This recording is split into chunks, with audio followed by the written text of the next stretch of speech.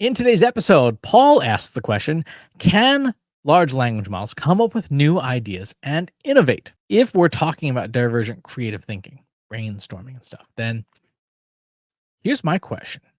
How does a human innovate? How does a human come up with new ideas? Right? This is an important question. We should first know how humans create before we can answer about whether machines are capable of it. There are no shortage of academic papers online that talk about um, creativity in humans and how it works in the brain. So took 30 of those papers on things like MRI brain scans of people who are doing creative tasks. I put them into a language model called Notebook LM, which is a free service by Google. And I asked the model, how do humans think creatively? So here's the short version. In the right hemisphere of your brain, in the right prefrontal cortex, which is somewhere over here, is where ideas start, right? And also this is where memory and coding tends to operate. Ideas are filtered then into the left dorsolateral prefrontal cortex, which is over here, which is where we apply constraints, learned rules like language and short-term memory. So idea starts here, and then it comes over here, and we start modifying the idea and saying, okay, well, let's toss some things out. Ideas then go to the medial prefrontal cortex, which is somewhere over here, to retrieve long-term memories from long-term memory, and make associations with the idea. So from here to here to here, you're bouncing around, and then ideas go through this iterative loop in your brain, getting more idea variations from over here, applying more or less rules over here, and then augmenting and building on the ideas in here. And all this is happening in the neural network that is our literal brains. Our brains are neural networks. You will hear that term in computing and in AI, but the OG neural network is between your ears. And like, we don't even understand how memory works. Not really. We know where it's stored, but we're still very unfamiliar with just how memory works. But that's the general process that can be observed in humans. That should sound kind of familiar.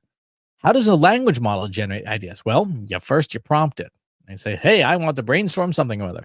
That prompt is broken down into tokens and then embedded, and then that is sent by a portion of a language model called retrieval heads and bounces into the long-term memory of the model, and it activates those memories.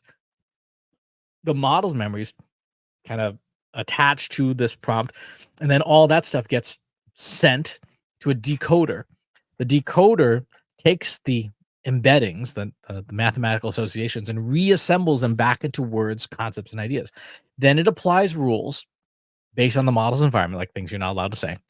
And then that's dumped into short-term memory in the conversation. It's very similar conceptually to how humans do creativity. It is not that far off of, hey, I've got this thing. What things are like this?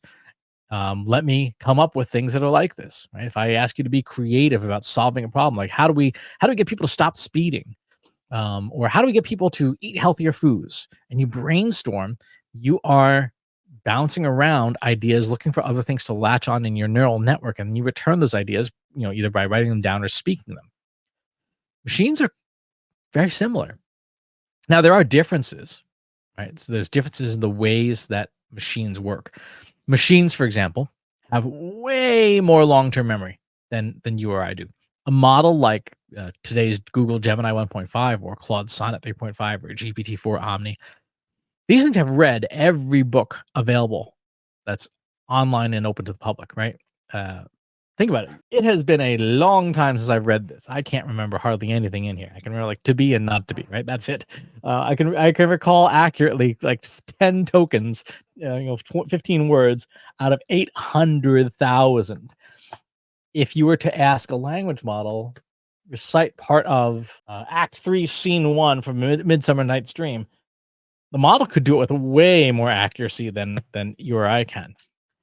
So their memory is substantially better, and they have much more of it. Think about something like Project Gutenberg, the open source free project to digitize and make freely available public domain books.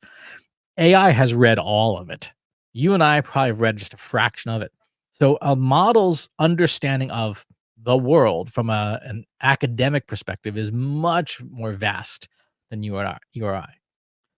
Second thing is machines don't have selective memory beyond what we provide in the prompt. Our memory association, yours and mine, particularly for long-term memory, are rooted in emotions, right? We don't store data factually. We store data in emotions. And it's funny, when we recall memories, we're actually bringing data out of storage. We are regenerating it for the first time based on what we remember, and what we remember is rooted in emotion. Machines don't have that. Machines don't have emotions, so their recall mechanism is very different. Think about this. You know this to be true. Think about that first date with that special someone, right? Or think about that dinner you had, that amazing special occasion. You know the one. You remember what it was. You can probably, mentally recall the taste of it, like how well the thing was cooked and what sauce was on the side and what the dessert was. But you can't remember what you had for lunch 2 weeks ago, right? Because what you had 2 weeks ago was not emotionally resonant. Your brain didn't reach the activation levels that said, "Yeah, let's store this data." You're like, "Yeah, it was fine. Whatever it was fine." Yeah, unless you got food poisoning, that wasn't fine. Um, that's how our human brains work. Machines do not work that way. Our memory is much more selective and it's rooted in emotion. Third, machines don't have sensory information. Right? They have limited amounts of vision. They have a lot of understanding of text. They don't have auditory, not really, and they don't perceive the world the same way we do. Those perceptions change our associations, right? If I give you a sniff of a perfume, and that perfume happens to have an association with that special someone, past or present, suddenly all these other memories activate in your neural network, and you're like, "Oh, yeah, I remember that, and I remember this thing, and I remember that dance we went to. I remember this, that evening in the park." And a lot of data gets invoked from that sensory information. Machines have none of that. Machines, because they don't have that data, their understanding of the world is much narrower. It's much more literal than what we have, which is much more sensory in nature. So our brainstorming will be different, but our brainstorming will not be better or worse than machines. It's just different.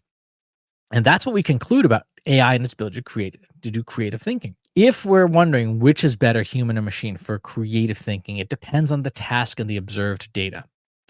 Take something that is very heavily a language task, like corporate strategy. Can AI brainstorm corporate strategy? Sure, absolutely. And it's going to do that way better than any human being, because as long as your prompts are good, that's not a sensory task. That is an academic task. That is a knowledge task. And it has read every strategy book on corporate strategy ever written. So it has more knowledge and more recall. It will crush that task. It will blow way past us. Can AI brainstorm a new taste, a net new taste combination for a dish? Yeah, but not really, because that's a high sensory task. If you're trying something that's net new, a machine can't taste what you've created, right? It can infer based on its knowledge of ingredients and cookbooks and all this stuff, but it doesn't have the ability to stick its finger and go, nope, needs more salt. Right? That sensory data doesn't exist. And so a machine today cannot brainstorm and do creative thinking on high sensory stuff, high emotion stuff in the same way that you and I can. It's just not possible today, but that is changing. As robots go out into the world and start collecting sensory data and interacting with the world, there'll be that much more data for models to learn, and it will improve their ability to understand the world significantly better. So, really good question. Thanks for asking. Talk to you on the next one. If you enjoyed this video, please hit the like button. Subscribe to my channel if you haven't already. And if you want to know when new videos are available, hit the bell button to be notified as soon as new content is live.